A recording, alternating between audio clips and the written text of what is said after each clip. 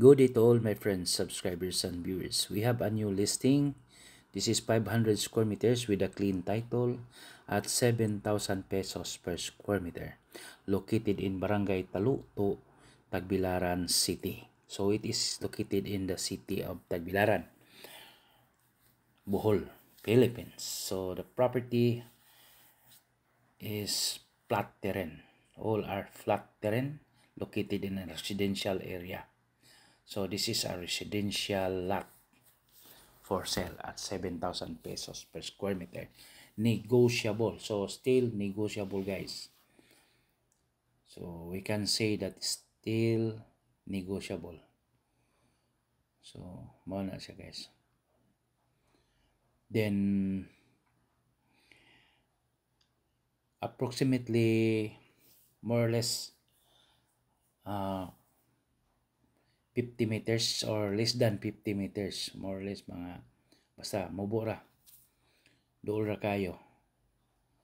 So I think it's third lot from the concrete road. So dool ra kayo mga let's say 50 meters ang gilayon. Then it has a 2 road right of way. So duhay agianan 2 road right of way.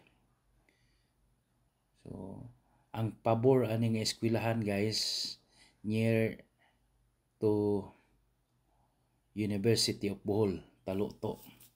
So there is a University of Bohol, Barangay Hall, Elementary School, and also seminary in Taluto, and college school, other college school, murag naa diha pod. So mo ni naka-advantage. This is the property kanang nailabong, guys, kana siya.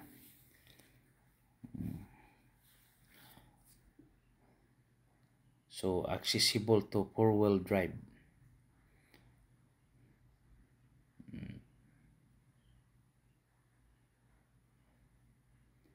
So as you can see, there are so many residential houses surrounded by this surrounded by residential houses ang property na to.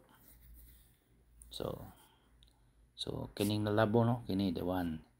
Yes, the one. Okay,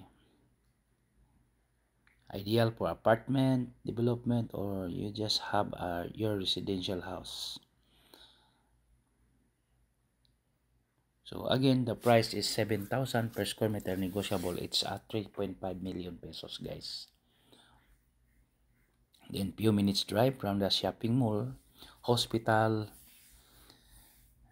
seaport, then also in Panglao Airport. Thank you.